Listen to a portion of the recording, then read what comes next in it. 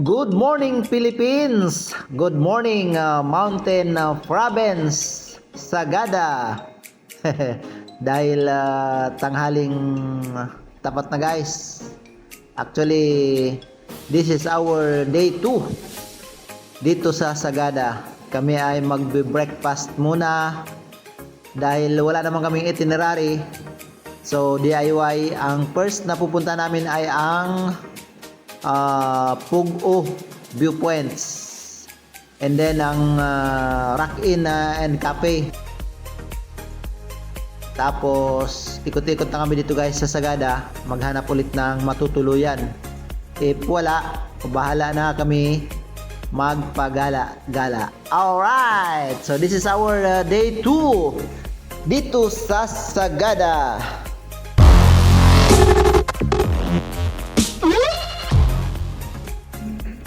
After naming makapag-breakfast doon sa Sagada Homestay, kami ay on the way na papunta sa Pug-o Viewpoints. Ang sasakyan namin ay eto, ano ba, tuk-tuk, tapos 130 ang pamasahe. So kami ay magpapahintay na lang sa kanya kasi mahirap dito ang ano guys, ang sakayan. So kailangan meron kang service na sasakyan papunta rito. Pag wala, yun, commute ka, magbayad, mag-rent ng tuk-tuk, parang ano to, tricycle. Hindi halata guys, pero pababa yung part na yan eh. Buti nakakayanan itong mga ganitong transportation dito na makaakyat dito sa Pug-o Viewpoints. Alright, so approaching na kami guys dito para sa aming unang gala sa day 2 dito sa Sagada. Approaching na tayo dito sa Pug-o Viewpoints. Andito na yung magbabayad tayo ng 50 pesos each para sa entrance, para sa view. Alright, so dito na guys, magbayad na tayo ng 50 pesos at magpahintay tayo sa ating tricycle. Atay mo na kami sir. Atay mo na kami sir. Ano, bagay ko na ito, 130. Wala na tayong inaksayang panahon, pakabayad ng entrance fee na 50 each. Ito, akyat na tayo. So almost 5 minutes lang naman ito guys sa akyatin. Malapit lang. At saka mababa lang naman siya. So dito mo makikita ang 180 degrees na view dito sa Pug-o Viewpoints.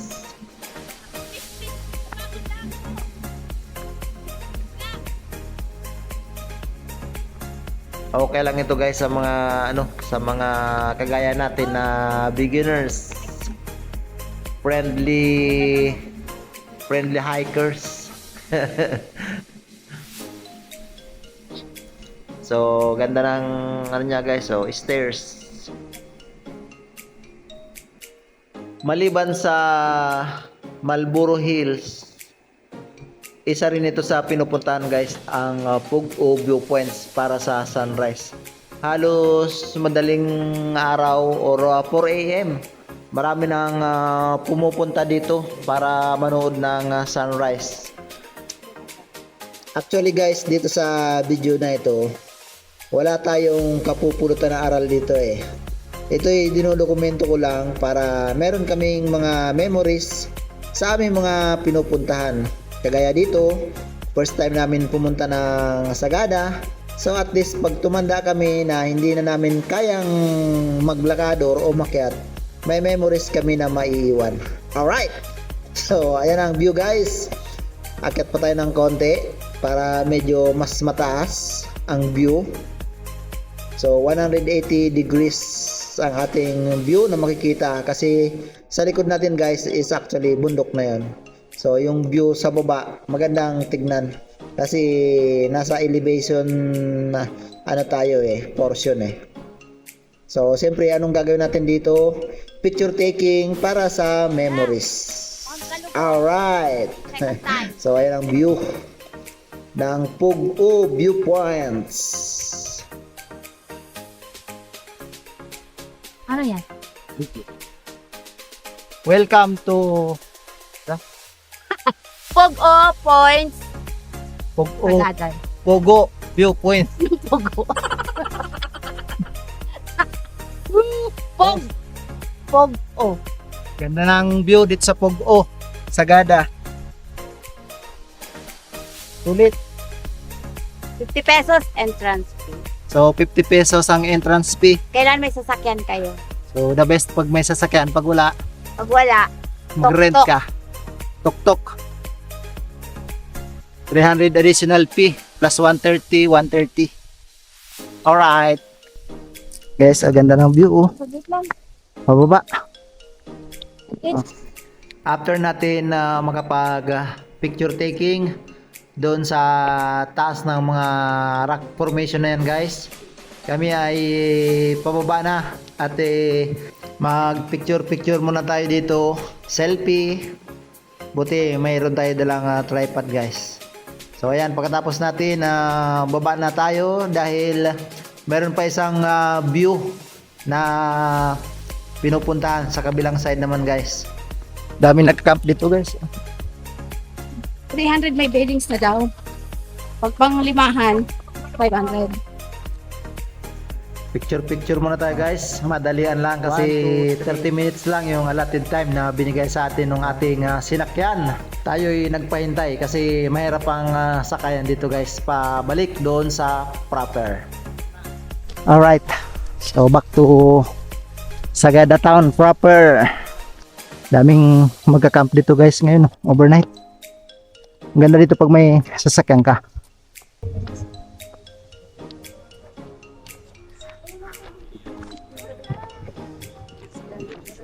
Alright. Next natin na pupuntahan guys, dito kami nagpahatid sa Rock Inn and Cafe. Kami ay mag-orange picking. At the same time, dito na rin kami magla-lunch. So ito guys, mayroon silang Honesty Wine Store. So ang shot glass dito is 25 pesos yung kalahati. And then yung puno doon sa shot glass niyan is 50 pesos. Alright, so Honesty Wine Store. Sarap. Masiramon. Honesty Wine Corner. Doon sa may lemon pie.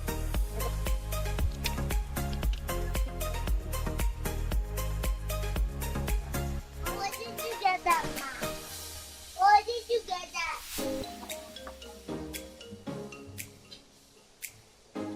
Ano na? Ano sabi? After a couple of minutes, nung kami ay dumating, start na ng orange picking.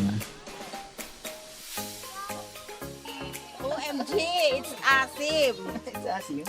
Yeah, God, it's asking why what?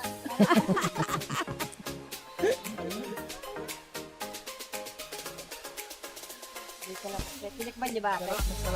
Tinikman ko na.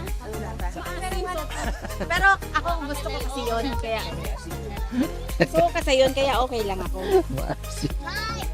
Kaibigan ko talaga. Hitik sa bunga pero maasim. Maasim siya guys actually. Halos karamihan dito wala nang mga bunga eh.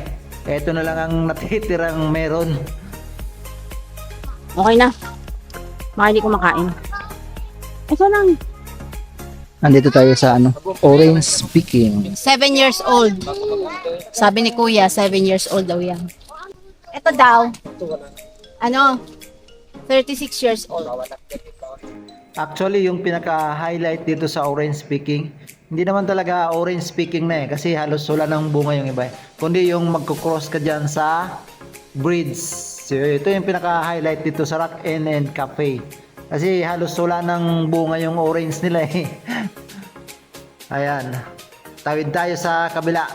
Actually, nagpabalik-balik kami dyan guys eh. Para masolo namin yung breeds.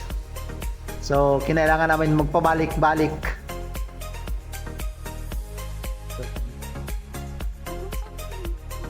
Ayan, tingin kami.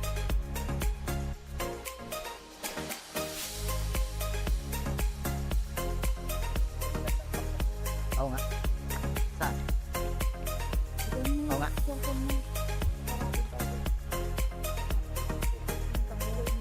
Saka yung haba ng bridge ka. Okay, oh.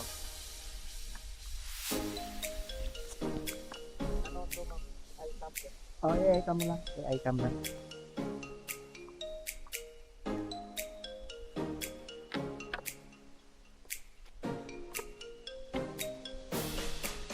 Yun. Exit. Video na. Yung picture? Wala na. Sa makikot. Kailangan nakikita yung haba. Kung bala. Welcome to Rock and Cafe. Rock and Cafe. Alright. Restaurant.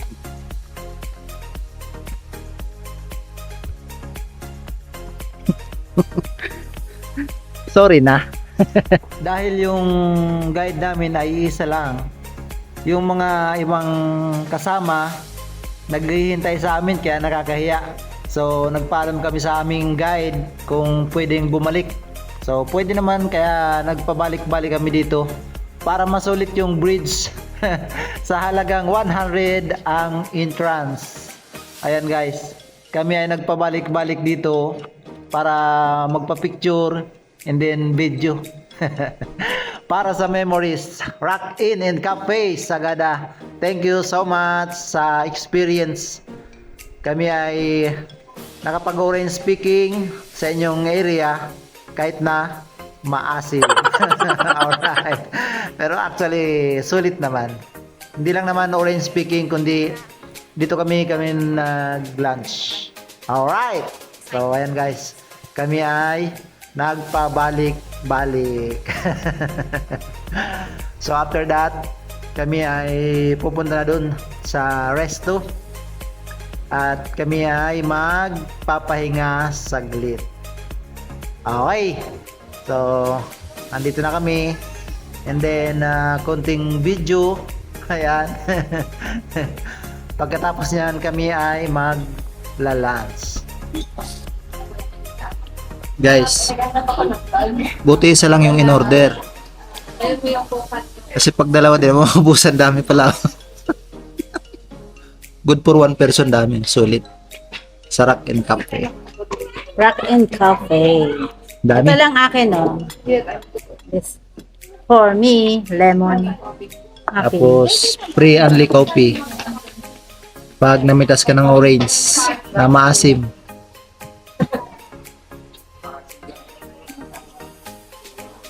Maasim na orange. Kiat-kiat.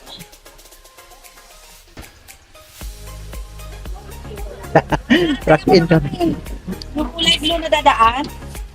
Baka may ano pa ako, sasabay kami, pumali, pangabas. Kanina, yun ang inan namin. Okay. Meron pala kayong ganito. Bye, Rock and Cafe. Sabay ng matagal ka. Ano saan po kayo, ma'am? Pasay. Bali na kami sa Tungkok. After ng Rock In and Cafe, balik kami sa town proper. Habol sana kami ng hanging coffins, kaso alanganing oras na kasi it's already 4:45 PM na ng hapon guys. So kaya nagpicture-picture na lang kami dito dahil hapon na. So ang ginawa namin ay naghanap kami ng matutulugan dahil wala pa. Bumalik kami doon sa aming pinuntahan kanina sa Pugo Viewpoints, doon sa may-ari, doon sa malaking bahay. Doon kami bumalik. Actually, kinausap na namin na in case wala kaming mahanap na matutuluyan doon sa town proper, babalik kami sa kanila. So, okay naman guys. Bumalik kami mga 7 PM na. Yung area ay puno na ng mga nagka-camp, mga tent sa baba. Kami dito sa second floor. So, very safe. Dahil sa sobrang lamig, okay na kami dito sa second floor. So ayan yung aming tent. Kami ay dito mag-overnight. So ang sabi nila dito ay madaling araw, marami nang pumupunta para sa sunrise. So tama yung aming decision making na dito na mag-overnight para hindi na kami pupunta ng madaling araw dito. So, tingnan natin kung mayroon tayong sunrise bukas. So, dito ko na tatapusin guys ang aming day 2 dito sa Sagada. Alright. So, kami ay magpapahinga na pero pansamantala tayo ay iinom muna ng konti. RH, hika nga. Ito ang may tama. Okay, so it's already 8 p.m. Dito ko na tatapusin guys ang aming day 2 dito sa Sagada. Alright.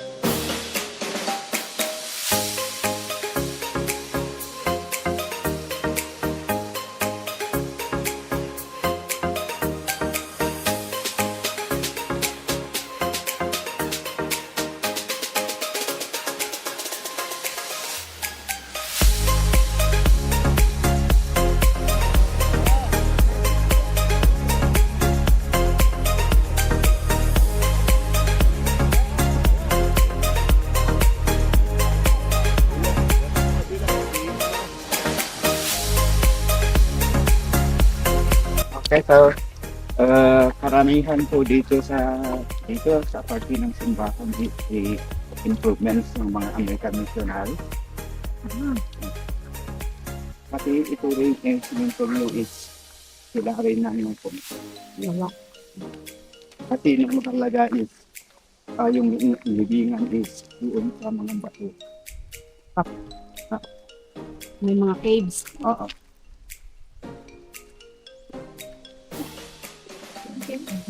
So yung sloping area is doon sila gawa ng mga pero doon sa taas ng Portland is 800 grand. Father.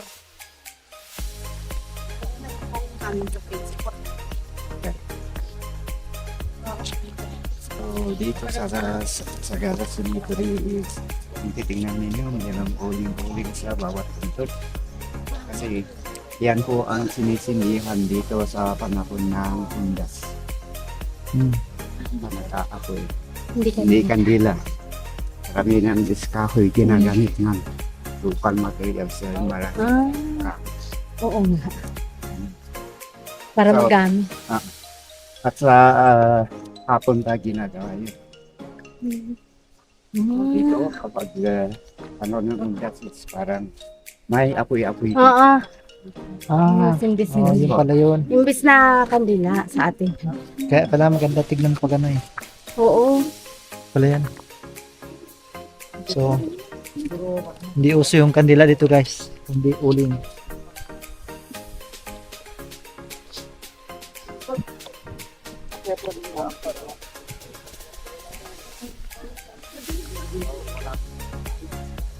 Hindi kami parang gasolina din.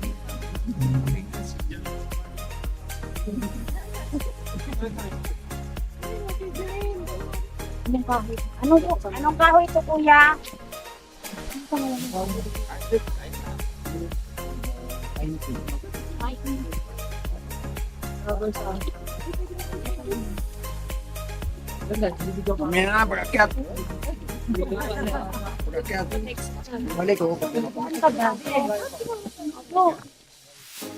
Enjoy din siya eh.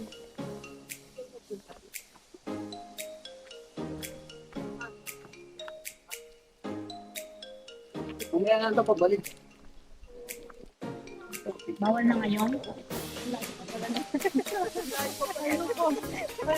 Hindi ko lang sinundirect ko ganun. So bali dito noon yung mga babae ay iniwan lang po dito. Lalaki na.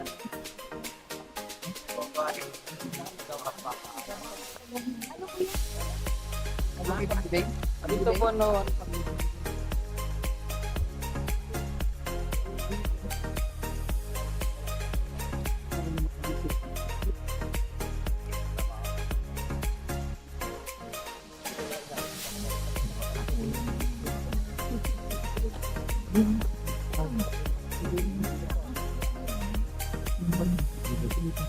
Hindi, kasi baka diretso sila. Patay, problema nila yun. Tayo, uwi na tayo.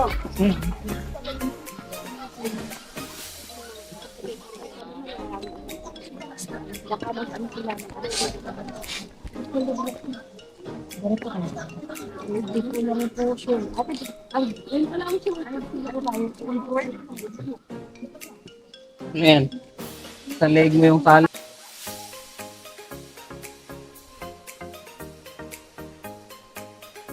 Ay, mayong.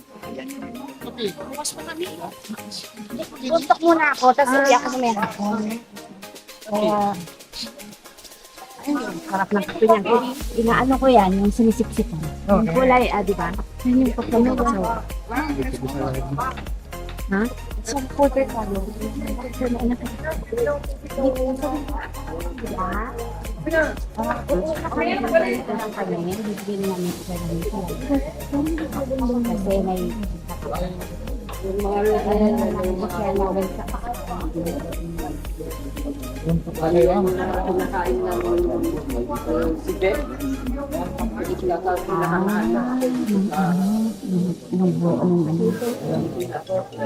Oo. Kaya lang, yung basa kasi nung kapoy, kaya Parang iba na yun. Marami kasi ano siya. Yung parang Siguro guys, sinadawin mo may mga hindi, parang may mga galing sa buko, tapos may parang dahon. ha? Approaching Hanging Coffins after 30 minutes trek. Alright, so picture taking. And then maya kami ay babalik na sa jump off.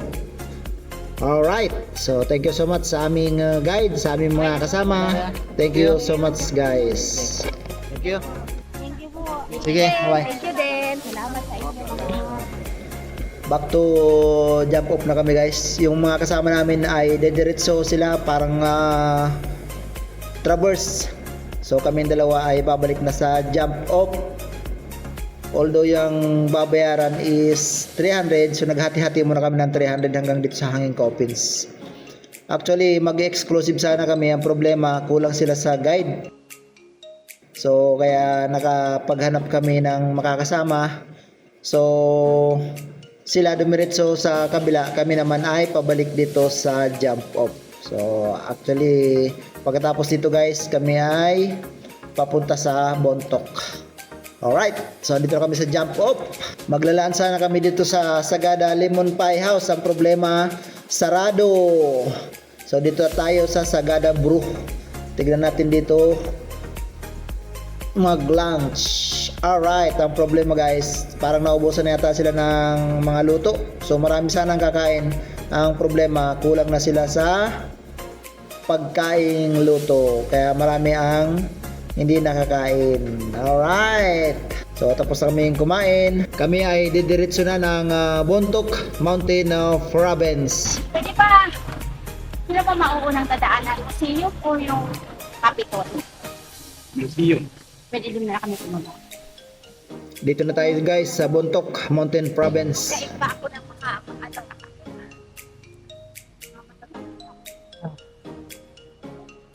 Ilang oras tayo?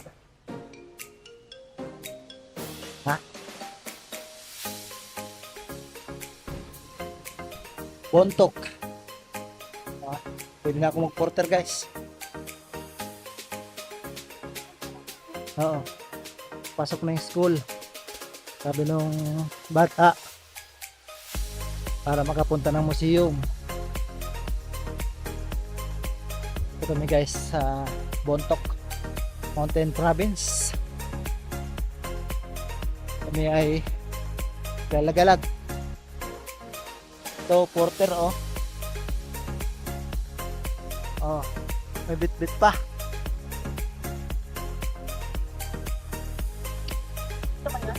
Ha. Ito na kami guys sa Bontok Museum. Ganda. Iwan natin ang gamit dito, siguro. So, picture lang tayo. So, dito na yung target namin guys. Mapunta na si Museum ng Bontok.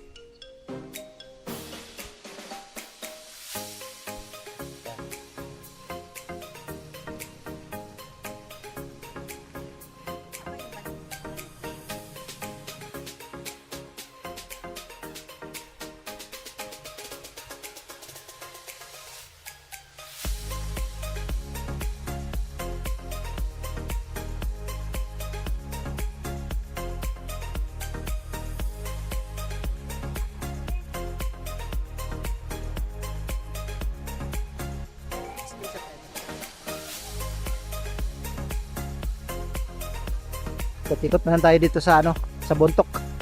Baka ito may. Yan oh, Barlig, Bauko.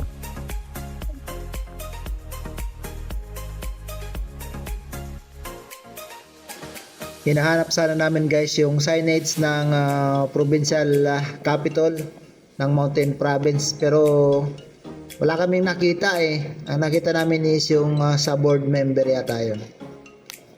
Alright, so dito na lang kami mag-picture. And then after dito kami ay babalik na lang Baguio City. Okay, so Mountain Province signage. O ito na guys, kami ay babalik na ng Baguio City. At doon kami ay sasakay papunta ng Manila. Alright. So after 6 hours nga, andito na kami sa Baguio, sa Slaughter bus terminal ng Baguio sa Barangay Santo Niño. Alright, so time check is already 9 PM na guys, and then kami ay papunta sa Victory Liner dahil doon kami sasakay papunta ng Manila. Alright, so chance passenger dahil sa year end na ng taon, buti nakasakay kami guys, chance passenger. Pag pupunta kayo ng Sagada, upon orientation, bibigyan kayo ng pamphlets na ganito. Nandito na lahat ng mga information, yung babayaran, lahat-lahat na guys, nandito na makikita nyo. Information na kailangan natin pag pupunta ng Sagada. So ito yung kabila. So lahat ng mga contact information, fees, lahat ng babayaran, nandito na lahat guys sa pamphlet na ito. Okay, so hanggang dito na lang ang aming DIY sa Sagada ng 3 days and 2 nights. Thank you for watching guys.